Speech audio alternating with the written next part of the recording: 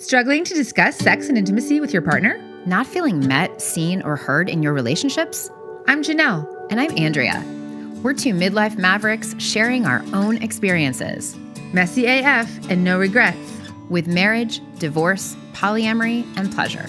We've learned that when you're brave enough to figure out what you want and ask for it, with partners, friends, family, and most importantly, yourself, you'll feel more alive and free. Question everything, especially your mother's advice. There's no rom-com formula for this, but don't panic. Being alone matters. Honey, I can't miss you if you don't leave. What if your breakup could be your breakthrough? Our podcast is for brave hearts. Anyone who seeks or has found the courage to confront their fears and limiting beliefs about breaking societal norms in the spirit of finding their truth. If you're seeking permission to be brave in your relationships and want to feel less alone along the way, we got you.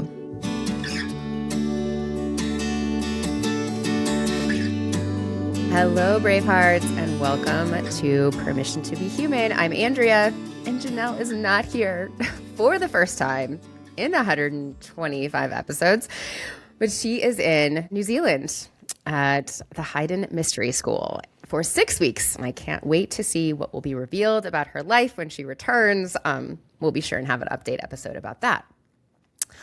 But this is a continuation of season 6, where we are talking to people about how they design a relationship that works, that thrives in all the different formats, in all the different ways, in all the different choices we have. And today I'm so pleased and excited. This is a very unique episode, and you'll find out why very shortly. I'm so excited to interview Ali Katz. Ali and I met at an ISTA retreat in Costa Rica many years ago, and she's also been a friend to Janelle for a long time. So we're already quite familiar with her, and we're so happy to have you on the show, Ali.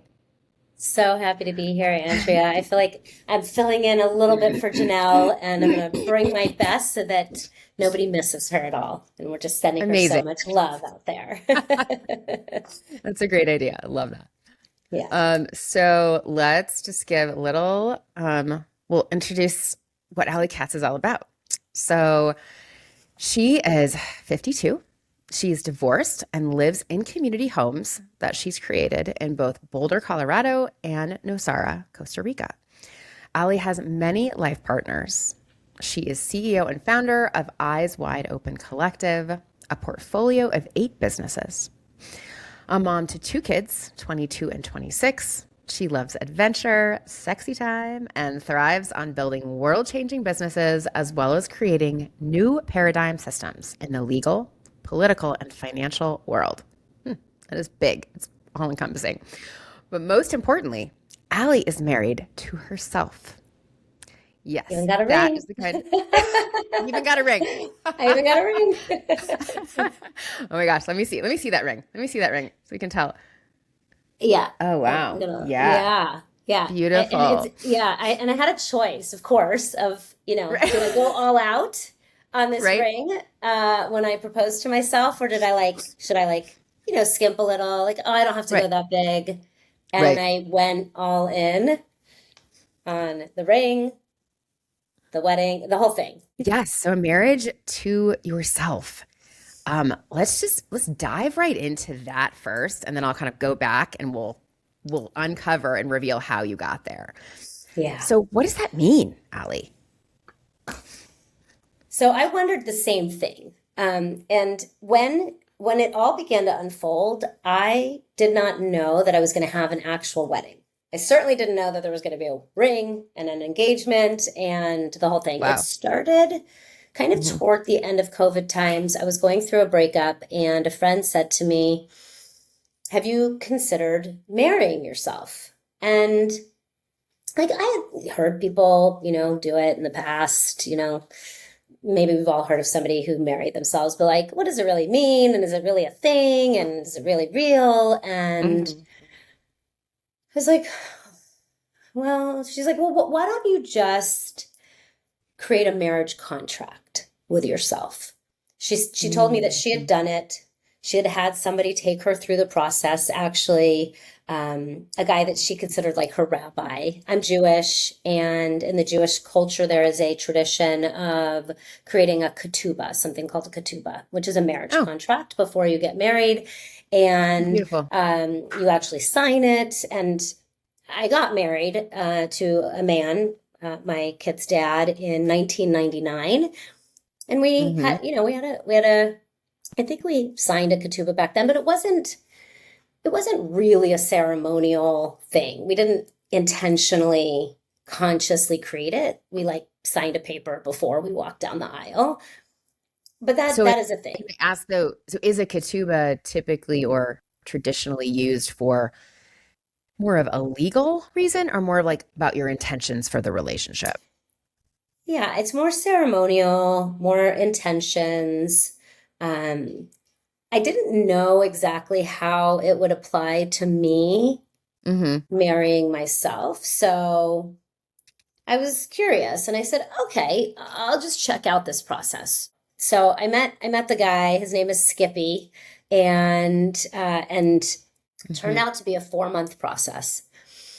And it was extremely transformational because in this process, I noticed that I needed to get really clear about who I am, what I stand Mm-hmm. for, what I'm Mm-hmm. committing to, what Mm-hmm. the relationships are in my life, and how I relate to all of these relationships. And that was really important for me because I had kind of a rise to fame kind of in my first stage of building my life back in 2008, 2009, 2010.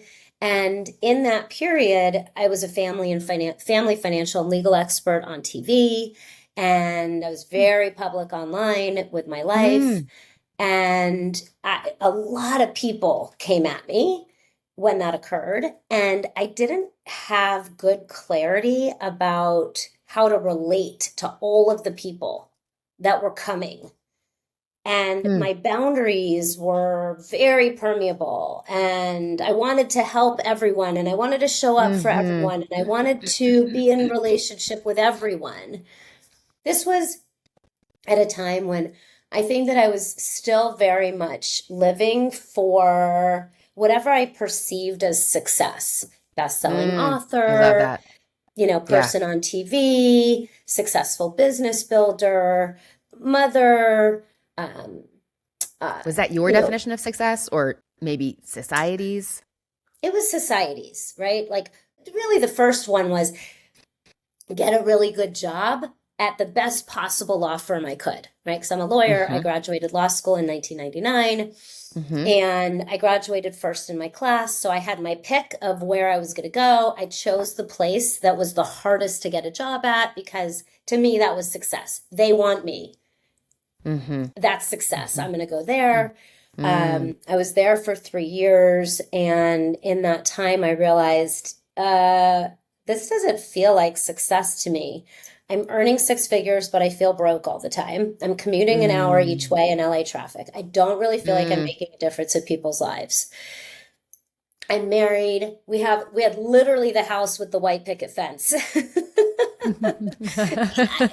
All the things that I Yeah, believed all the signaled boxes. success, Uh-huh. but it didn't feel like success. And I began to have thoughts of like, oh no, Mm-hmm. I've pursued this path of success. I got here and there's no here. And so through a series of like continuous, okay, well, then what? Okay, I'm going to start my own business. Okay, then I'm going to build it to $1 million a year. Okay, then I'm going to write a best-selling book. Okay, then I'm going to get on TV. Okay, then I'm going to have a house near the beach, walking, a Mm. few houses away Yeah. from the beach. And each time I hit the goal, and each time it was, I think we hear the story all the time. It was empty. Let's see. Yeah, Bravehearts, we talk about this a lot on this podcast that there is a time when you realize that you've checked the boxes and you need to start opening the boxes. Yeah, I love that. Yeah. Yeah, so And so, I started opening boxes in a pretty big way. It really all opened for me, I would say, in September of '09 with my first journey with plant medicine ayahuasca, which I was mm, very resistant to. What I experienced in the in that initial ayahuasca ceremony was mm-hmm. I had a visceral experience and kind of a vision of a world that works for everyone. People living in harmony, living Mm, on land, growing food, raising children. And I had mm-hmm. never experienced or thought or felt anything like that before. Like I'd had this longing for community, but I didn't Mm-hmm. even know it was a longing for community. I literally thought I was looking for a church. I found a church, Mm, which is very weird because I'm, fascinating. a Jewish girl from Miami. Why am I looking for a church? But the minute I walked into it was Agape International Spiritual Center that was really brought to me through this internal prayer that I didn't even know I had. And the minute I walked in the doors, I realized, oh, I'm home. This is what I was looking for. And it didn't end up being quite what I was looking for ultimately, but it was the next step. It was the next, like, okay, I'm like following the breadcrumbs, like you say, opening the box. This was like maybe Mm-hmm. like the big box, and then I realized like, oh, there's all these other boxes inside. Um, but that was really my first awakening, was this awakening to the power of my mind. I had no idea that the mind could create. I didn't know that I was a creator. I didn't have any of those concepts. And in that, and so many things occurred that led up to this ayahuasca ceremony, and many layers of awakening before that, awakening to the power of my mind, awakening into my feminine shortly after my father died, and getting divorced and going down the whole road of learning tantra and connecting to my heart and recognizing that my heart and my mind actually were not connected and they needed to come into connection. Mm-hmm. Concepts, I had not Great. had. It sounds like there was a lot of transformation happening. And I'm curious at this time, how was this impacting your relationships, like your romantic relationship, your marriage? Yeah.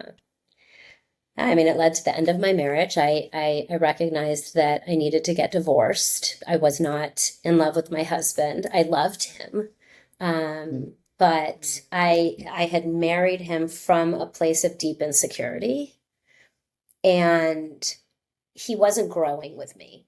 If he had been willing to grow Mm-hmm. with me, we'd still be married, because we actually still live together. We got divorced 20 years ago. We still live together to this day. Um, Wow. so, gosh, I would have loved if we could have like stayed in a romantic relationship, but that wasn't possible because he wasn't willing to go on the healing and growth path. And at the same time, I didn't want to abandon him. He's the father of my children. So I made a vow and a commitment the day that I told him that I wanted to get divorced, that we were going to stay friends and co-parent our children. And he told me, fuck you. You have lost that privilege. That is not going to happen. Mm-hmm. And I held the Hard. vision. Like, okay, I hear you. And I'm going to hold this vision that it is going to happen. Ultimately, it did occur. But in that separation, in that divorce, I was able to experience a series of awakenings into my feminine, into my direct experience of what I call oneness or God, spirit, source. And all of these awakenings were powerful and wonderful, but I was still not happy. There was a deep inner conflict inside of me that at the time I did not realize was an inner conflict. I just knew that I wasn't happy. I didn't like the people in my life. I didn't like the friends that I had. And I only had a couple of friends, and there was this longing, and I couldn't quite figure out what I was longing for. So when I went into this ayahuasca journey, and I saw and I felt this world that works for everyone and living in harmony, and Mm-hmm. I was like, oh, this is what I desire. I came back into my life after that ayahuasca ceremony and systematically was extremely confronted, cannot ignore Mm-hmm. it, saw all the ways Mm-hmm. that I was creating the exact opposite of a world that works for everyone. I was creating or attempting to create a world that works for me. And I didn't Huh. know how to be in community. I didn't know how to have friends. I didn't know how to feel connected. The way I was leading my business, I would show up, I'd be at the studio, I'd get ready to be talking. My mind would be completely silent because I really egoically was like, I'm doing what I'm here to do. Going on TV, I'm Hmm. going to be seen by all these people. And kind of the final straw for that period was I showed up to go on a show called The Nancy Grace Show, where she has a bunch of lawyers on to talk about whatever's happening in the news. It was about Tiger Woods' divorce. And I was literally about to go on, and I hear this booming voice in my head, and it said, Alexis, what the fuck are you doing? You can never do this again. You spent 4 hours to get hair and makeup, get a car, go to the studio, and gossip about another human being on television. You're contributing to the world -1,000. You can never do this again. I was like, Okay. what? Wow. Okay. It's the perfect segue into my question is like, what were you taught about relationships growing up? Mm. Because you're saying right now, it's like you didn't know how to be in those relationships. If I look back at what I was taught about relationships growing up, it was all the surface. My parents were Mm-hmm. very surface level focused. I grew up in Miami. It was all about image. It was Mm-hmm. all Mm-hmm. about the way you look. It was all about what you do. And in my family, I was the pretty one and my sister was the smart one. That was very destructive. We're both pretty and smart, it turns out. Um, So hard. yeah, We but like because I humans was, like to yeah, categorize stuff. yeah. And because I was the pretty one, I had a real question about my insides. Like, was there anything real here? And I didn't know. I and because of that, I had a very hard time connecting with other people. So there were all these social dynamics that were happening in my world that I I was see. navigating really poorly. I was very confused about why, yeah, just I was very outcast in high school. I felt much more comfortable with the like stoner poor kids than I did with the wealthy, Jewish families that were part of my family's circle. And and again, it was this inner conflict. There was a deep, Mm-hmm. deep, deep inner conflict. I now know that my relationship with myself was fractured, that really, I would say because of my parents and the way that they did not like each other, and Mm. they really put me in the middle, as many parents do. I had then a war inside of me because the parts of myself that were like my mom, feminine, like my dad, masculine, were Mm-hmm. at war inside of me. I did not know this back then. I now know it and I can see it very clearly. And that was Mm-hmm. part of what led, I think to life wanting me to marry myself to reconcile this, Wow. fragmentation. So it sounds like you've effectively learned some values about relationships while growing up and then had to unlearn them. Completely. There was a complete deconstruction that needed to occur, and I needed to leave Los Angeles in order for that to happen because I built everything in Mm-hmm. Los Angeles. And so January 1st, 2010, I moved to Boulder, Colorado. Packed up everything, the kids, the ex-husband, the animals, 2 U-Hauls. We moved to Wow. Boulder, Colorado. I didn't know why I was moving there. Um, Other than that, I had to leave LA and that all the Uh-huh. signs were pointing to go to Boulder, Colorado. And it turned out that the reason that I was moving there was so that I could unravel and deconstruct everything while at the same time learning how to connect to myself and therefore then be able to connect to other people and therefore then be able to call in that thing that I was longing for, which ultimately was community and belonging. Mm, They say like mm. Maslow's hierarchy of needs, Belonging, financial, yeah, belonging. but it was the Yes. belonging layer that I was just craving so much. but I couldn't Yeah. actually have because I wasn't reconciled with these warring parts inside of myself. Right. So I mean, it seems like ultimately this belonging has two layers, is that you want it to belong to you, Yeah. and then you want it to belong to a greater community. But Yeah. the former has to come first. So I'm also just hearing so much bravery and courage to just be like, okay, I'm reinventing. Like I did all this stuff, all these layers of success, live by the beach, successful on TV. And now you're like, yep, that's all going away. And Letting I'm go of it going all. somewhere. Wow. That's a lot of letting go. Like as someone who's just let go of a lot of stuff in the last year, I find it excruciating. And I fight and scream at like many points before I eventually like really drop it. And so, yeah, I just want to like take a moment to honor that. That's really hard to do. When I moved to Boulder, I bought a farm, a 2-acre farm, not for me to live on, but for my kid's dad to grow medical marijuana. This is back in 2010 before, there was anyway. And and the day I signed the papers, I said, "Mark my words, I will never live here." Be very careful when you say never. I was going to say, did you end up living there? Oh, yes. Yes. Sounds like a great place to live. It turns out that I actually bought that farm so that I could literally walk away from everything, move to that farm, fire everyone that was working for me, change my name, and file bankruptcy. And so literally giving up everything, all of the ego, all of the success, all of the image. And I made a commitment and I did it kicking and screaming. I have a great video. At some point I'll need to release it, of right as I'm moving out of the house that we had moved into in Boulder, this like big 3,800 square foot house on a lake, on a cul-de-sac, 2 houses down from our best friends at the time. And I'm in my bathroom and I'm like packing everything up to like leave to go to the farm. And I'm just sobbing.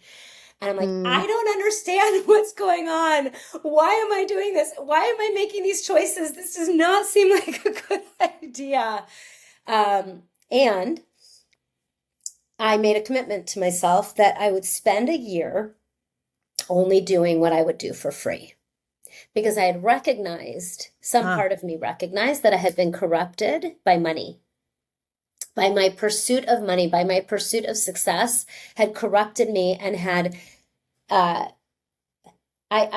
lost connection with who I was, why I was here, and what was mine to do. I knew that I was not here to pursue money as a goal, but that is what I was doing. And so I couldn't actually trust myself from that place because I was internally corrupted. Yes, and so I'm like what rises up for me is that like you were listening to spirit. I think this is how Janelle phrases it. Completely. I don't know. Yes. Does that land for you? Oh yeah. And it takes me back to something an organization Janelle and I were part of years ago, called the 3 to 5 Club, which and our mentor there told us like you need to have a why that cannot be checked off, right?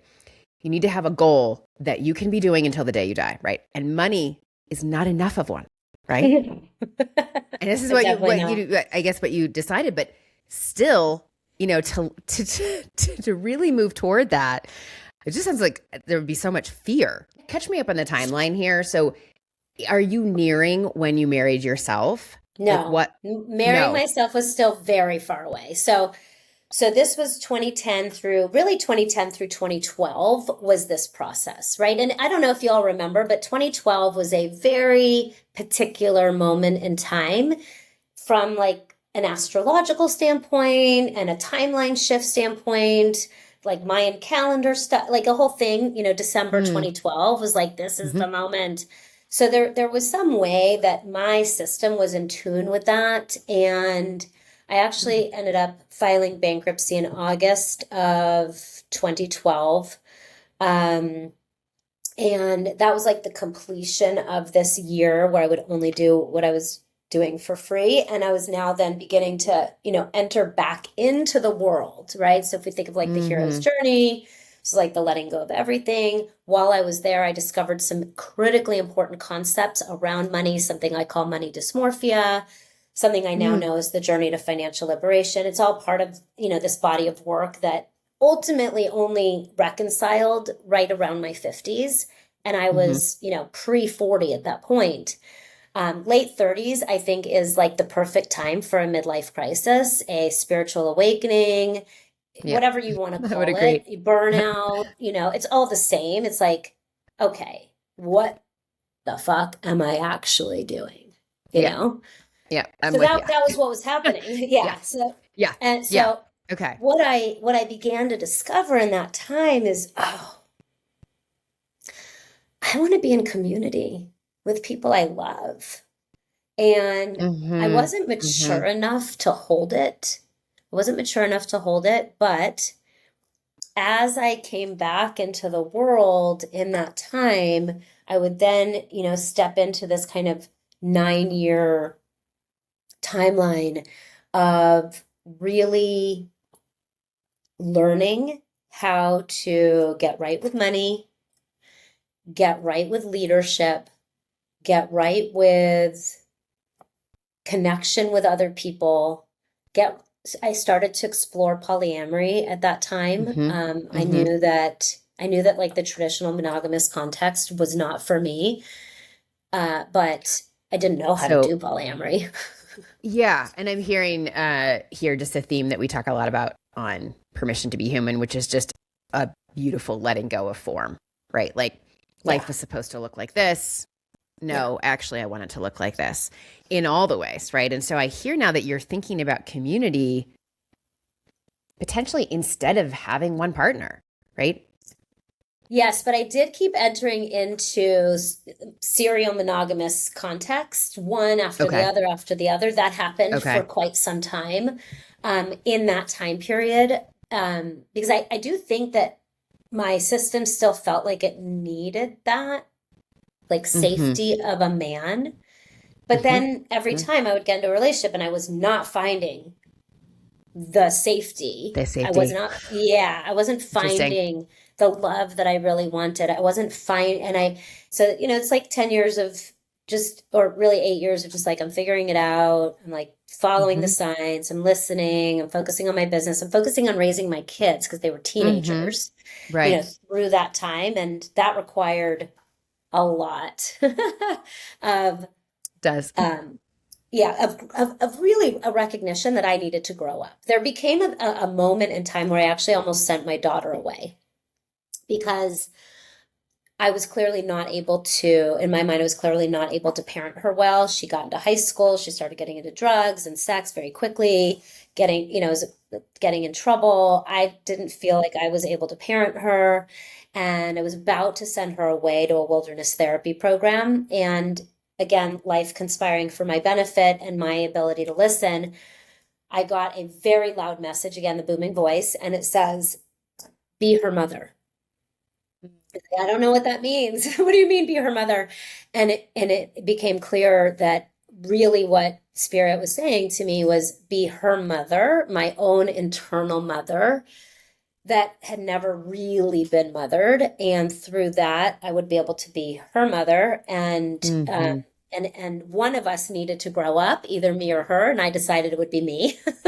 And then I would be able to hold her in her growing up. And so instead of sending her away, I actually took her with me. This was 2015, rock bottom of all rock bottom moments in my life. In all the things, like I thought bankruptcy was rock bottom, moving to a farm was rock bottom. No, it was not. That would come a couple years later with the real rock bottom and this recognition that I needed to not send her away. I needed to take her with me. I came down to Costa Rica. I brought her to Envision Festival with me and had another very, very big supported awakening in that moment that really led to me being here now and led to me having the name that I have now. And began kind of this next phase of my growing up, my real growing up, stepping into my full role as CEO, stepping into my full role as her mother and her brother's mother, and through all of that, then I get to 2021, and I'd been through this process now of I'm creating this marriage contract with myself. And I can see that in the creation of this marriage contract with myself, I actually really love who I am. It was like, what? Okay. You're falling Not, in love with yourself. Like it sounds like over this course of all of this time, you've yeah, slowly fallen in love with yourself. yes. And was able to see, oh, this internal war where Mm-hmm. I had two names. I was living two names out in the world. I was still living as Mm-hmm. Alexis Neely, the lawyer, and I was Ali Shanti, this like feminine, fun creature. And I had two brands, right? One brand serving Mm-hmm. lawyers and one brand serving, creative entrepreneurs. And I was able to see, oh, there's this war between Alexis Neely, this very masculine driven, ambitious part of myself, and then Ali Yeah. Shanti, this very creative, expressive, right brain part of myself. And they're at war. They hate each other. They actually both believe that the other is ruining everything. And I they're love constantly this fighting. vision with there's the two of you, right? It's just, and you were going back and forth. So in the marriage then to yourself, did these people become one? The name Ali Katz came to me in the jungle in Costa Rica when I was in a deep prayer, and back in 2015, even though I didn't actually embody the name until 2019. So it was like 4 years where I got the name, but then it took time to like live into it. And I realized in this deep moment of prayer that Alexis Neely and Ali Shanti wanted to die, both of them. I wanted to Wait. die. Okay. So I'm hearing just a death A death. Yeah. Of the two Allies internally. Alexis and I just want to point out, Ali, Bravehearts, yeah. we're familiar on Permission to be Human with the importance of sometimes killing a relationship.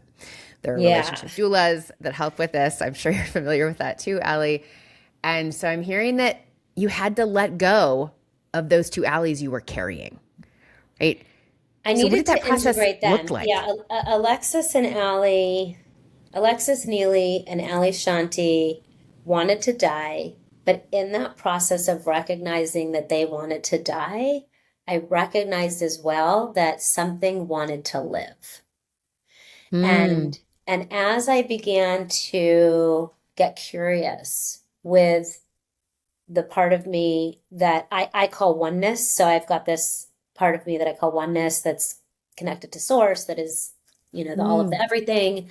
Mm-hmm. And as I came from that place and questioned the thoughts and the feelings and the emotions and everything, I was like, okay, well, if these parts want to die, but something wants to live, what is that?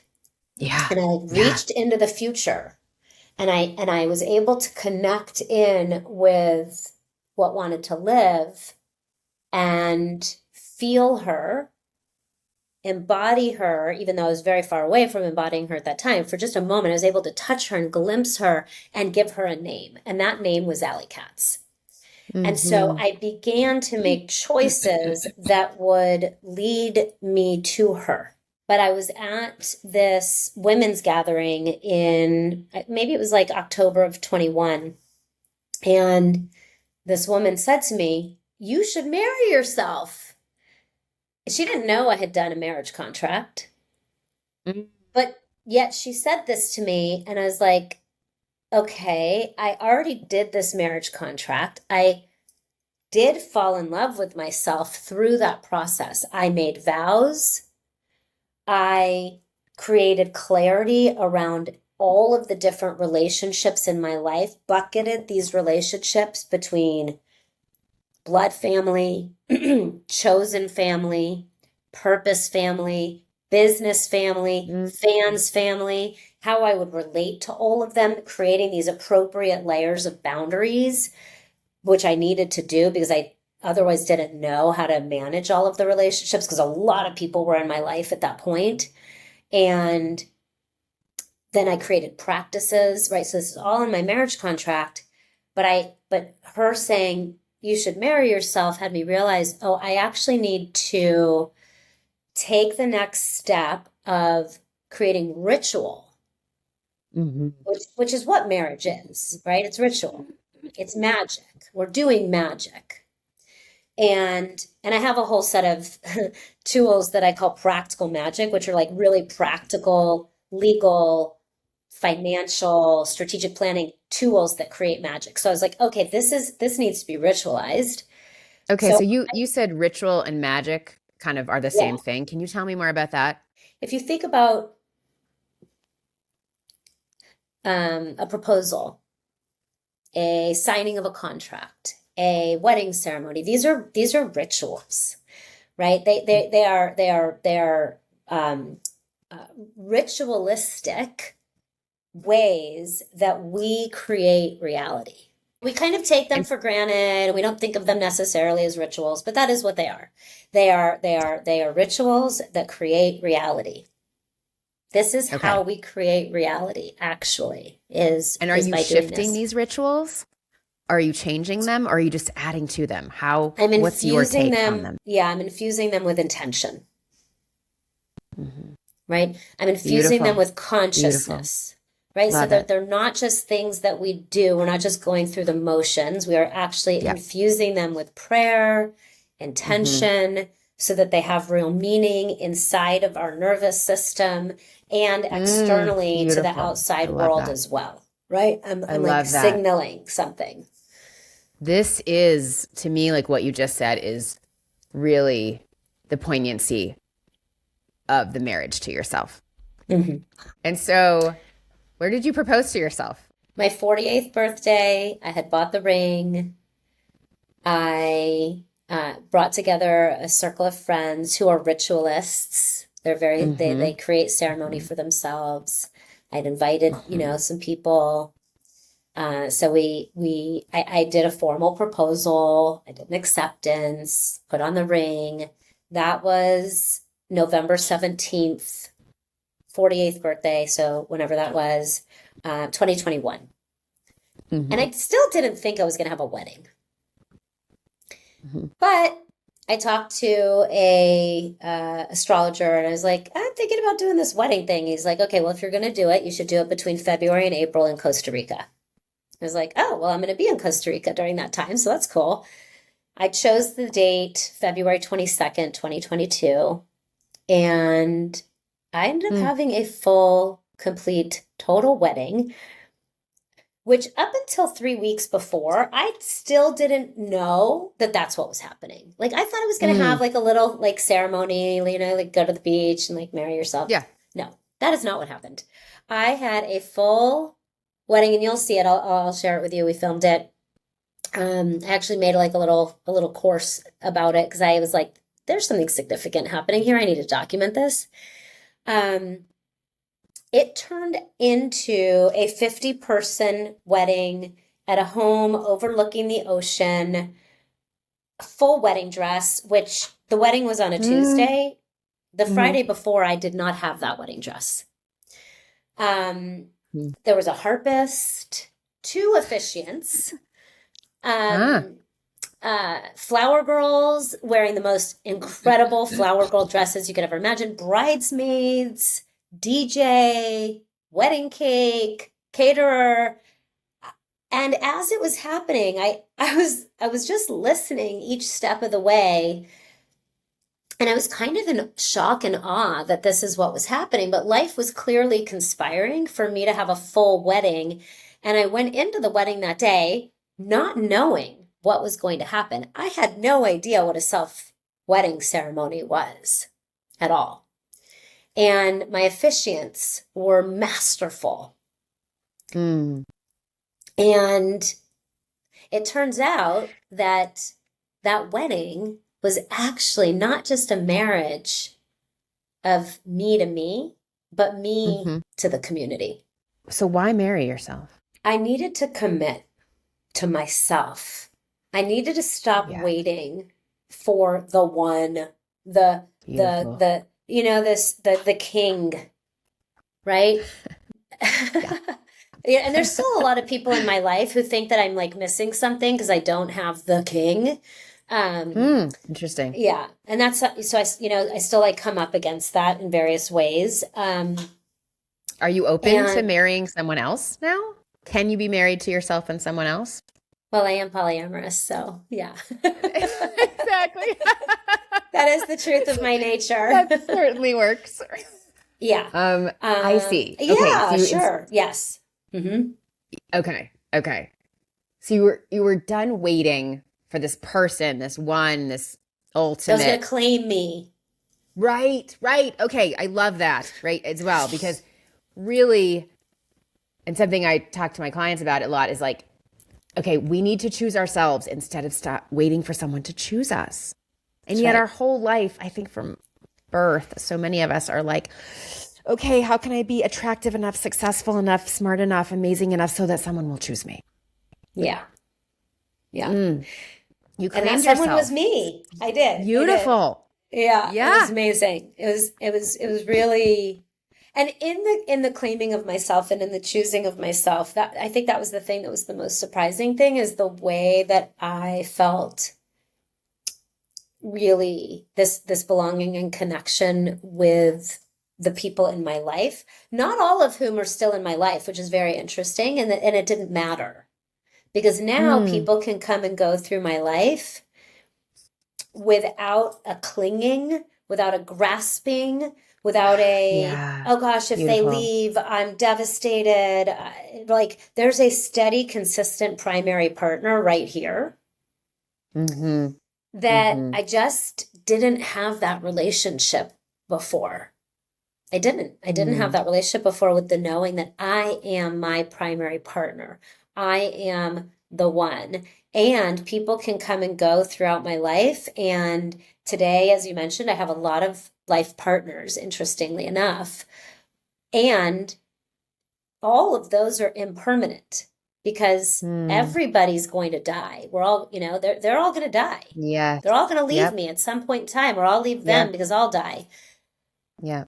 And so, True. getting right with that actually has really allowed me to transition through my last and most very, very recent relationship transition that I'm still in right now with a man that I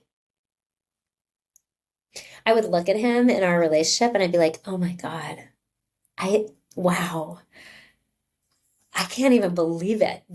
Wow, I am so in love with you. And that relationship is transitioning into a new form.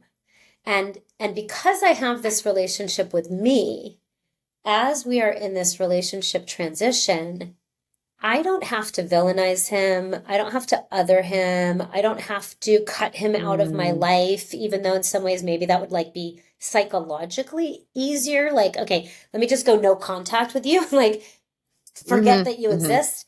That is actually not the world that I want to create. I want to create a world where we can be fluid in our relationships with people, where with the people that we are in love with the people that we love, we get to stay in each other's lives Mm-hmm. for Yeah, I life. love this. I love The this. form Right. can transition, but the Yeah. love can remain. Yeah. So, I mean, and love begets love, right? It sounds like you're just expanding your capacity to love all the time rather than like having to choose and make it smaller again. Yeah, I've expanded my capacity to love. I really love myself. My kids love me, which I don't think was always so certain. I love my work. I love my clients. I love who I am, why I'm here, what's mine to do. Like there's no more Mm-hmm. Yeah. questioning. My mind no longer beats me up. I don't shame myself. Mm, I don't I love hide. that. I Mm-hmm. almost never go into a downward spiral of negative or victimized thinking anymore. Um, Mm-hmm. I feel I feel empowered. It's not to say there's no hard things. There's been a lot of hard things. I had a breakup with a COO business partner that almost like took my company from me. Um, that was right, shortly actually after the self-marriage. Um, because when you do something like So this, everything that's not in alignment is going to come up to be seen. ultimately, even though it's hard, as we say, like, I mean, Yeah. things that are a pain in the ass are usually my biggest personal growth catalyst. And so that's just the way it goes. Yeah. So it was fascinating to hear your journey leading up to this marriage with yourself. Because I know I've also heard Janelle talk about her position as solo poly, and how she describes this is that she puts her relationship with herself first Yes. before any other relationships. Does that resonate with you? Absolutely. Absolutely. And so in the past, where I would go from one kind of, serial, like, right, relationship to relationship to relationship, that's not happening now. I'm not in a hurry to get back into a relationship with anybody else at this time. I'm actually quite full relationally, and I'm also open. There's a guy that I met that I've been talking to that I'm like really curious about, like, okay, but I just want to get to know you before we start to engage sexually, before we, I want to go slow. Yeah, I love that. And that also speaks to what you said earlier about like not grasping, right? You're just There's like, no grasping. You're holding on loosely as a, what are they, 38 Special said, like in 1986, there's a song called Hold On Loosely. Yes. Like just, like that's okay. And I hear you doing that. This is beautiful. So I want to, is there any last thing you'd like to say to Brave Hearts around yourself, around your marriage to self, around this journey? Any last words? You're worth the commitment to yourself. Anything that you see outside of yourself is a reflection of your own internal consciousness. And so if there's something that you want, give it to yourself.